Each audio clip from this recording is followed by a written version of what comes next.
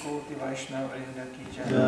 Namacharya Thakur Ki Jai. Prem Se Ko Shri Krishna Chaitanya Prabhu Nityananda Shri Advaita Radha Shiva Sari Gaur Bhaktarinda Ki Jai. Samaveda Bhaktarinda Ki Jai. Gaur Preminando Hari All glories to the Assembly Devotees. All glories to the Assembly Devotees. All glories to the Assembly Devotees. All glories to Shri Krishna. All glories to Shri Krishna.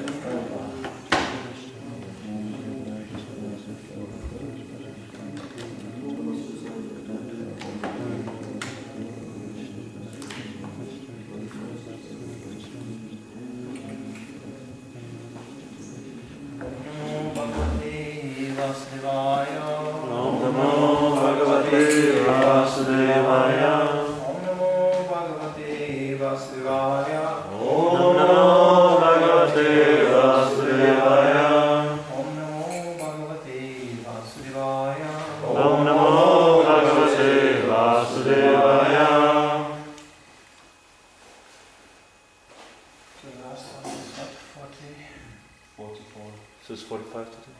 Today 45. This is from the 6th canto, chapter 2, text 45. Yes, I just see this now. It's not written.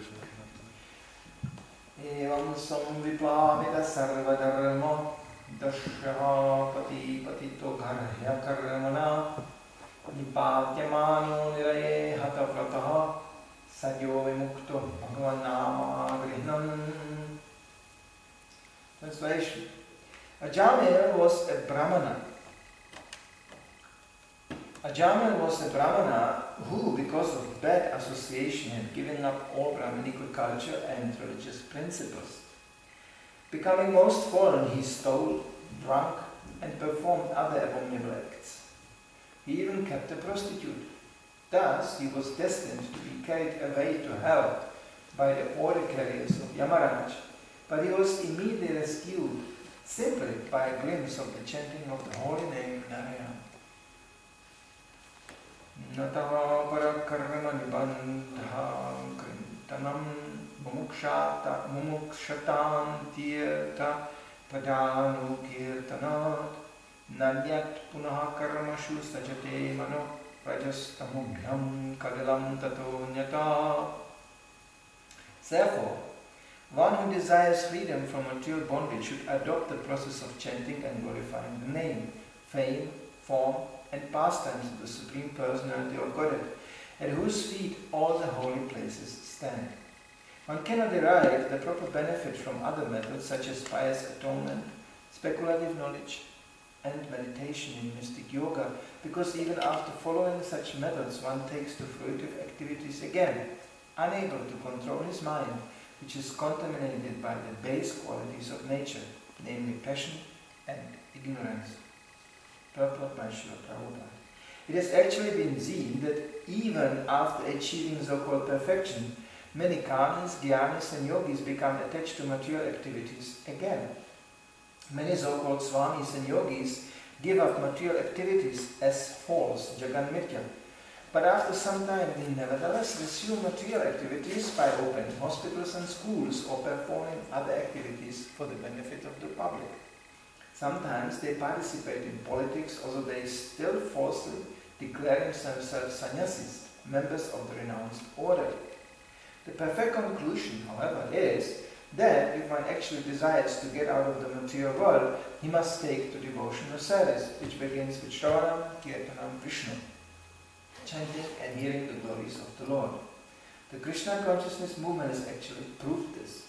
In the Western countries, many young boys who were addicted to drugs and who had many other bad habits, which they could not give up, abandoned all those propensities and very seriously engaged in chanting the glories of the Lord as soon as they joined the Krishna consciousness movement. In other words, this process is the perfect method of atonement for actions performed in Rajaha and Tamaha, passion and ignorance, as stated in Srimad Bhagavatam. Rajastamo bhava kama bhadyaschayat chetayat anavidham stitam sattva prasidati. As a result of Raja and Tama, one becomes increasingly lusty and greedy. But when one takes the process of chanting and hearing, one comes to the platform of goodness and becomes happy. As he advances in devotional service, all his doubts are completely eradicated. Vidyate hridya grantish, chidyante sarva samshaya. Thus, the knot of his desire for fruitive activities is cut to pieces. Namo Vishnu Padaya Krishna Prastaya Bhutale Shimati Bhaktivedanta Swami Iti Namne Namaste Saraswati Devam Gurvani Pracharya Nirvisheshishmivadi Pashkati Visatana. Ajamil was a Brahmana because a bad association had given up all Brahmanical culture and religious principles.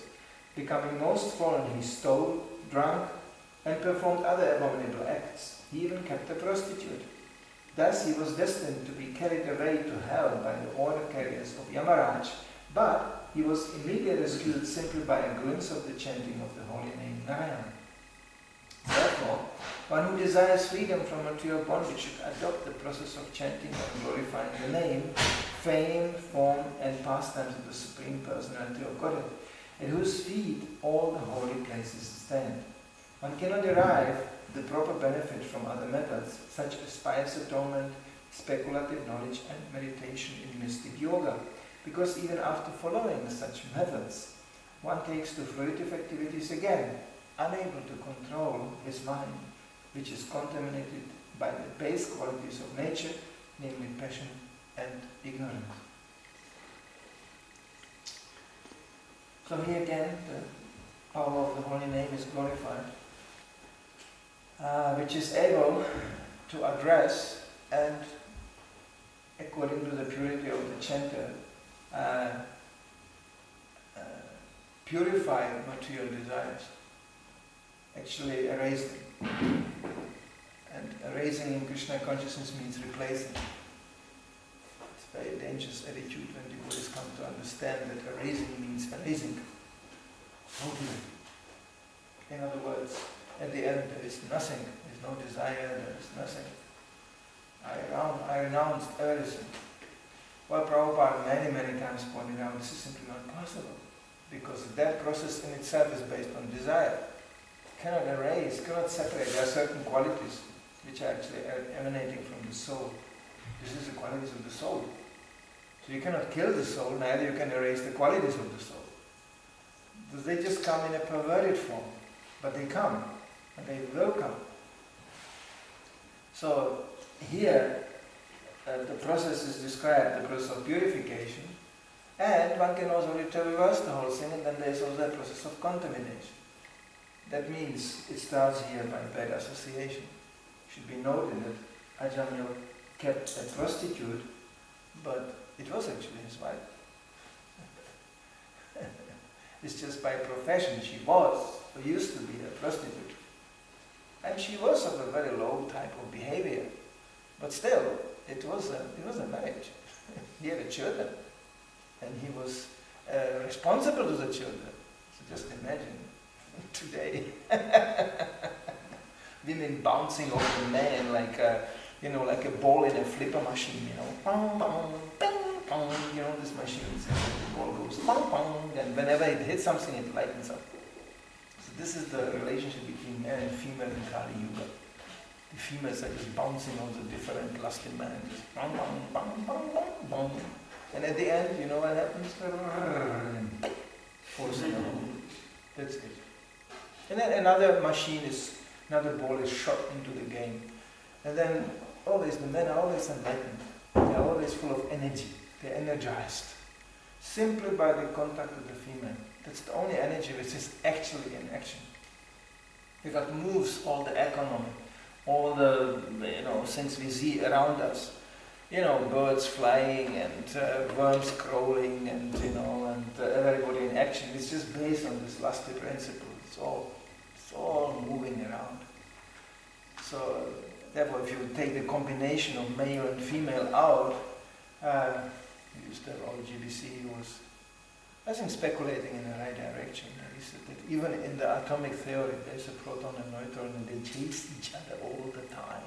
And what a power is generated then? It's called the atomic bomb. I mean, it's a funny speculation, it's like atomic bomb being based on sex life. It's really far on that. Because the proton and neutron, they're just... So you go around and look, who is not chasing who? Who is not thinking about who?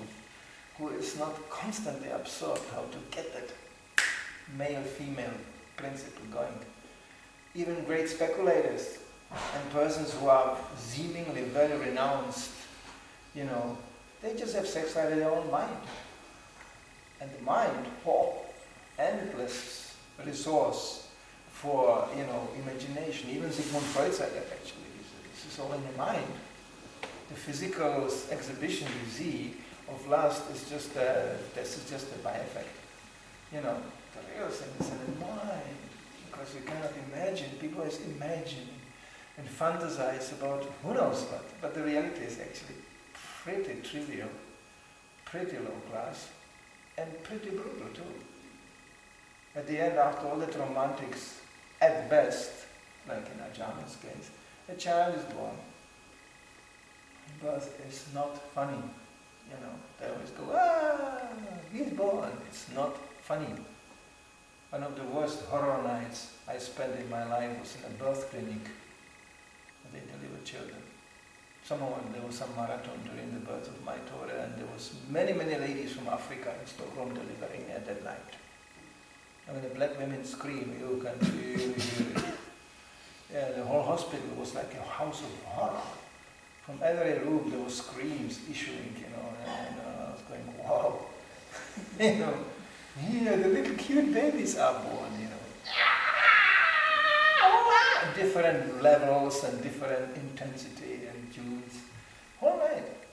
I was like, it was like in a war, when you come in a hospital. And they carry the people from the battlefield back. So, material nature in itself is not very romantic. Birth, old age, death and disease is nothing about romantics. I just had a lecture from Prabhupada just said, this is a place of destruction. We came here to the place of destruction and we will be destroyed. It was in a very early stage of his preaching.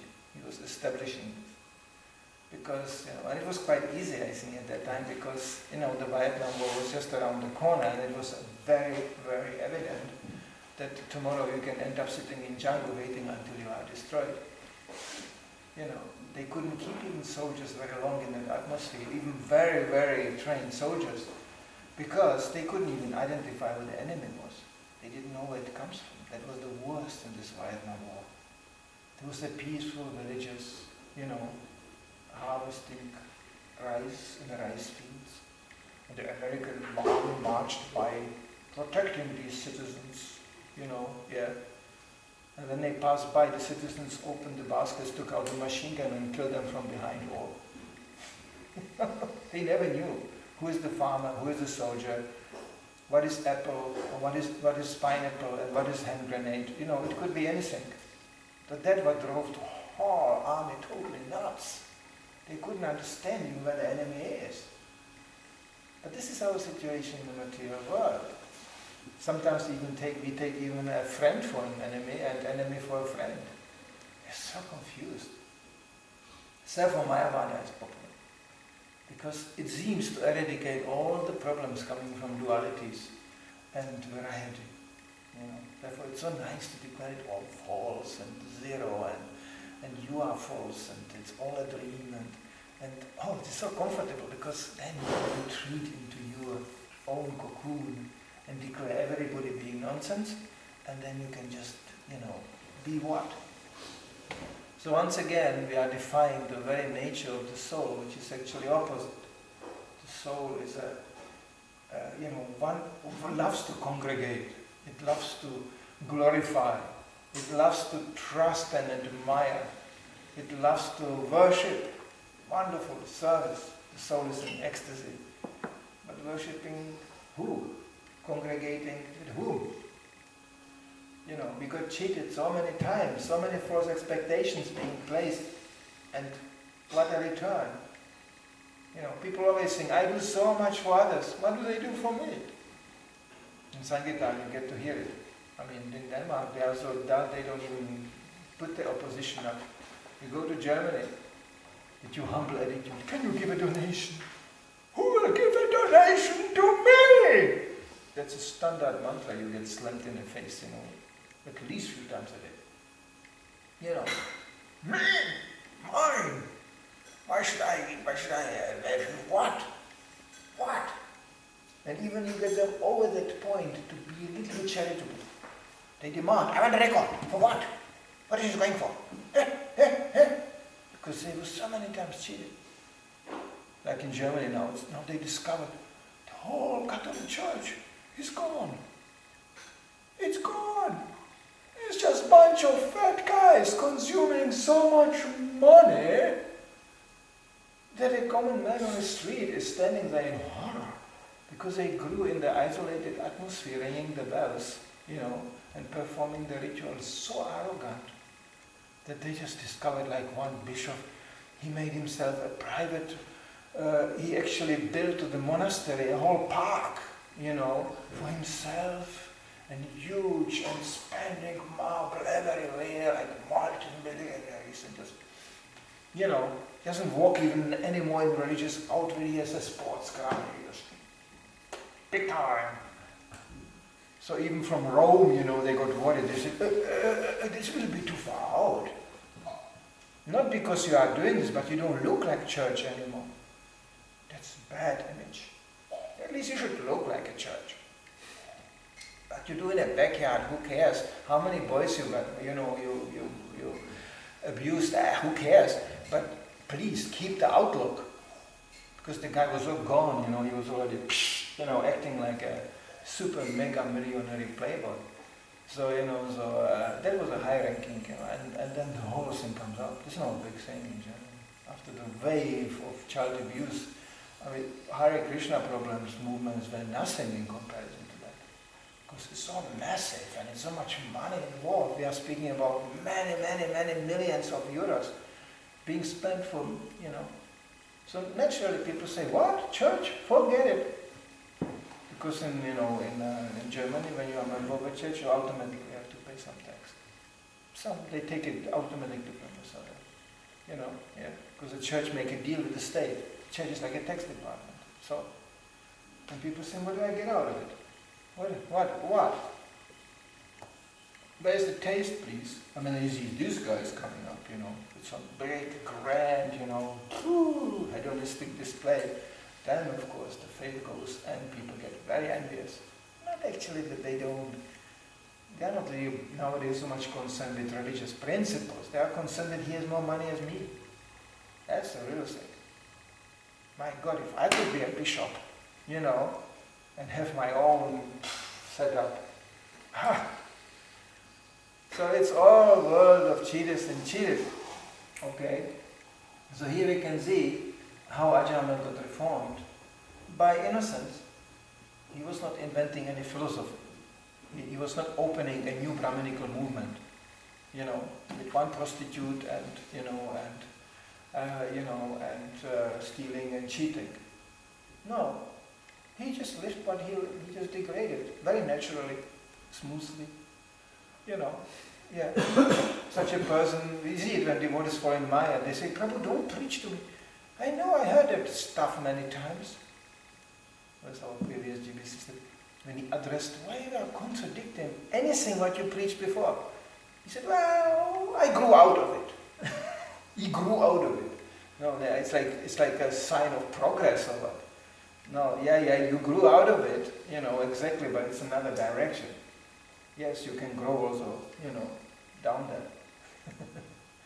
There are plants which are just, actually there are even plants and animals who hardly see a daylight. They live like tamagu. That's all. You can also grow out of it this way. Depends which direction you grow.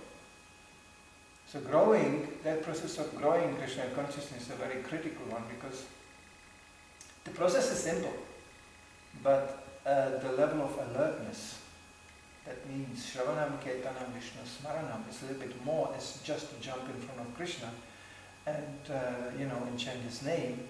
That chanting should result in an enlarged awareness also what's going on around us and what is my position in the whole thing. You know, so it's a constant process. It makes Krishna constantly demanding, but requires a constant process of alertness, of checking. It's like walking on the rope, you know, with a stick, you know. So there's not much place to dance, really, you know. You know, these people, they walk on this. Sometimes they have no stick. So what is the whole process in the whole thing? To keep the balance. And to keep balance in Krishna consciousness, this is based on a very, basically, on a principle of intensified hearing. That hearing should never stop, no level. Rather, it increases. It was exciting to see Prabhupada, how eager he was to hear, even his own books. He was so eager to listen to the readings from Krishna book that devotees were asking Prabhupada, you are kind of checking what you wrote there? You are kind of, you want, you know, maybe just some editing more? Prabhupada said, no. It's amazing how Krishna wrote it. Because he didn't consider himself even to be in the writer. Therefore he could hear. Normally, I know filmmakers or writers, they would never watch the movie again they made or read the books they wrote. They just write and it's sold, you know, sometimes very successfully, and they go, okay, I cannot hear that crap anymore, you know, thank you very much, bye-bye, I'm doing now something else. You know, I know movie makers, you know, they suffer when they see their own movies because they see so much imperfection there in it. And they say, oh, I could have done it differently, and this, oh, no, you know, yeah. This is like, it's torture. But Prabhupada enjoyed to hear his books. Why?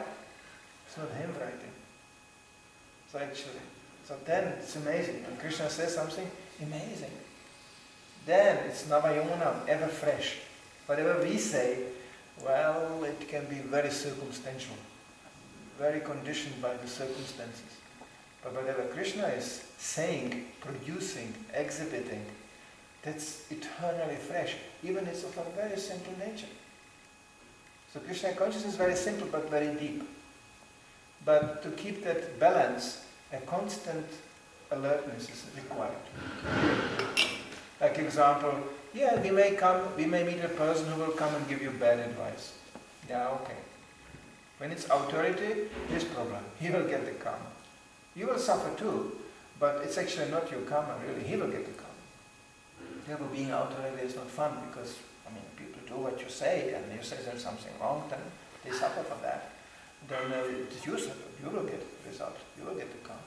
We know from a politician, how much is this rated? 1/3 or 1/4? I think 1/6. Huh? 1/6. 1/6 of the whole national karma. Isn't that if you follow the religious principles? If you don't, that's 100%. Something like that. Well, you know, even 1/6 in Denmark, it's enough to stay in hell for a long, long time. You know, you see these blank faces on these election papers, you know. Hello, vote for me, you know, vote for me. Just watch them when they grow older. Just look at Mr. Obama, you know. He entered the office, you know, playing basketball, you know, and bedtime, new, hey, new, and all the young people and intelligentsia in America fired up. Hey, maybe the 60s will come back. Something new is happening. Wow! Look at him now. It's a torn man, you know. Because he has to even watch the defeat of his own ideals. Not a long time he gave a press conference and he had to face all these very unpleasant questions from the journalists. They're really good at it, you know. They ask you all this nasty stuff and they really want tricky questions, you know. So at a certain point the press conference said, I think this is enough for today. Yes, thank you very much for asking these questions. You know, he looked really tense, but and then he turned around. And as he exited the stage, he kicked the door open with such a violence it all went out. You know, still a quite young man, you know. The old previous presidents couldn't do it because they were so invalid. But, you know, but he's still quite a sporty guy. I mean, he kicked it just in front of all the press, in front of the running cameras. Bang! The door went out. You know, it's on the internet, it's really fun to see. Obviously, that's the leader of the country. And I understand. I would probably kick the door too, you know. Seeing the whole country going to hell, you know, and you are just supposed to sell it to people as a progress. What a hypocrisy. The whole country goes to hell and you are supposed to go, yeah, America, big time, good, good, we are doing good, you know. That was his slogan when he was elected. Yes, we can, or what? It was a genius slogan. It was really... Change we can believe in. No, that's one of these things. No, but it was, yes we can, yeah. It was something like this. You know, yeah, yes we can. Can what? Nobody knows what. Yeah. Yes, you can go to hell. Yeah, you can. Yes, you can go to hell. But yeah, nature is all arranged for that. So it's just talking. And I believe that like a man like this is a believer in certain regard, you know, hoping that you will reform the system from inside. You come in and you reform the system. That was the idea of the 60s. You know, terrorists became lawyers, you know, because you have to go from inside and you know, and change the system from inside. By the time they were all studied, established lawyers, they were the system. Because it's so corrupting. It's so set up. And finally, as I said to Prabhupada, they asked him, who is behind all this? You know, Prabhupada, of course, it is very simple and quick answer, Maya. That's all. It's just Maya. People have so many ideas, plans, discussions, but Maya goes, yo, just boys and girls, keep on talking. Just keep on talking. A little lust here. What did you say? I don't know if there's God. Okay, a little lust. You know, a little bit more lust. A little bit more lust. And here comes the insanity. This is material nature. It's the speech Maya has is very plain. So, to keep balance in Krishna consciousness, it requires a constant process of healing. And Krishna is so kind. He always lends help. Sometimes from a corner you wouldn't expect. It's just, you know, it's just a question of seriousness. If somebody is serious, you get a serious assistance. If somebody is not so serious, very obsessed with his own ideas and his own thing, not serious about Krishna's purpose,